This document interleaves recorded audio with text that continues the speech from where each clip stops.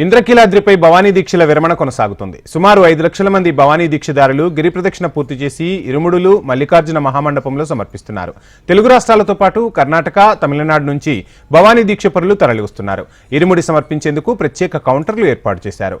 రోజుకు 1,00,000 మంది దాకా భక్తులు వచ్చే అవకాశం ఉందని ఆలయ అధికారులు అంచనా వేస్తున్నారు. భవానీ భక్తుల దీక్ష విరమణకు సంబంధించిన పూర్తి వివరాలు మా ప్రతినిధి కాంతి అందిస్తారు. ఇంద్రకీలాద్రిపై భవానీ దీక్షల విరమణలు ప్రారంభమయ్యాయి. ఈ రోజు నుంచి 5 రోజుల పాటు భవానీ దీక్షలకు సంబంధించిన విరమణ కార్యక్రమాన్ని ఏర్పాటు చేశారు. మొత్తం 3 హోమగుండాలను ఉదయం 6 గంటలకు ఈరోజు దర్శనాలు ప్రారంభించి హోమగుండాలు ప్రారంభించడం జరిగింది.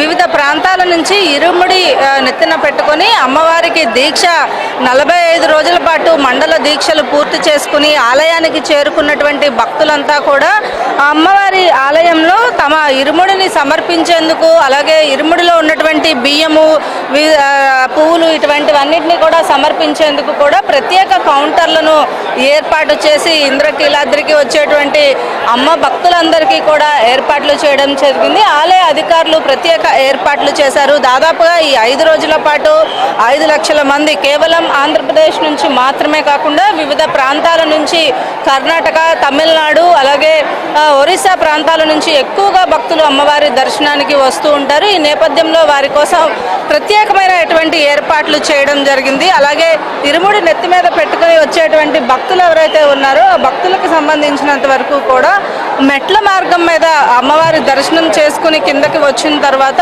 మెట్ల మార్గం గుండా కిందకి ఆ భక్తులు వస్తూ ఉంటారు. మనం ఇంద్రకీలాద్రి అంతా కూడా పూర్తిగా ఎర్రగా మారిపోయిందని చెప్పుకోవాలి. మనం విజువల్స్లో చూస్తున్నట్లుగా అమ్మవారికి చూపించినటువంటి ఇరుముడులన్నీ కూడా తల మీద పెట్టుకుని మెట్ల మార్గం గుండా కిందకు దిగి అమ్మవారికి సమర్పించాల్సినటువంటి నేతికాయలు, అలాగే బియ్యం సమర్పణ అనేది చేపడుతూ ఉన్నారు. వచ్చినటువంటి భక్తులందరికీ కూడా ఇబ్బంది లేకుండా అన్ని రకాల ఏర్పాట్లు చేయడంతో పాటుగా అన్ని దర్శనాలు కూడా ఉచిత దర్శనాలుగా ఆలయ అధికారులు చెప్పడం జరిగింది. ఈ 5 రోజుల పాటు అన్ని దర్శనాలు కూడా 500 రూపాయలు, 300, 100 రూపాయలు అన్ని దర్శనాలు కూడా ఉచిత దర్శనాలుగానే దర్శనం చేయిస్తూ ఉన్నారు.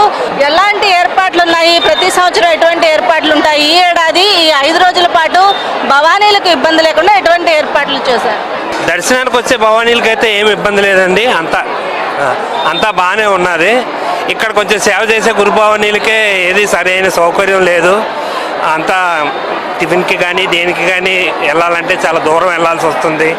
అలాగే మాకు ఉండడానికి పైన హాల్ ఉంటుంది, ఆ హాలుకు సౌకర్యం కూడా సరిగా లేదు.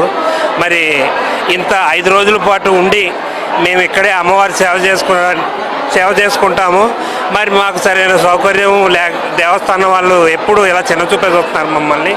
కొంచెం గురుభవానీలకి కనీసం మేము వస్తే ఉండడానికి చిన్న లాకర్ అయినా పెట్టుకోవడానికి సౌకర్యం అన్నీ ఇవ్వాలి.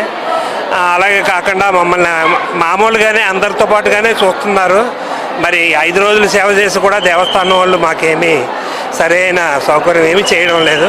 భక్తుల కోసం ఏర్పాట్లు చేసినటువంటి అన్ని ఏర్పాట్లను కూడా ఎప్పటికప్పుడు పర్యవేక్షిస్తూ అటు పోలీసులు సైతం అమ్మవారి దర్శనానికి వచ్చేటువంటి వారికి భక్తులకు ఇబ్బంది లేకుండా, అలాగే తిరిగి అంటే ఆలయంలో కన్స్ట్రక్షన్స్ పనులు జరుగుతున్న నేపథ్యంలో భక్తులంతా కూడా తిరిగి వెళ్లేంత వరకు కూడా ప్రత్యేకమైన బందోబస్తుని కూడా ఏర్పాటు చేయడం జరిగింది. దాదాపుగా 6 లక్షల మంది భక్తులు గత ఏడాది కంటే ఈ ఏడాది అమ్మవారి దర్శనం చేసుకునేందుకు వచ్చే అవకాశం ఉన్నట్లుగా తెలుస్తోంది. ఇక భక్తుల కోసం ఏర్పాట్ల విషయంలో ఆలయ అధికారులు అయితే ప్రత్యేకమైనటువంటి ఏర్పాట్లు చేశారు. ఈ రోజు నుంచి 5 రోజుల పాటు జై భవానీ, జై జై భవానీ నామస్మరణతోటి ఇంద్రకీలాద్రి మారుమ్రోగుతోంది. కెమెరా పర్సన్ తేజతో కాంతి, HM TV, ఇంద్రకీలాద్రి నుండి.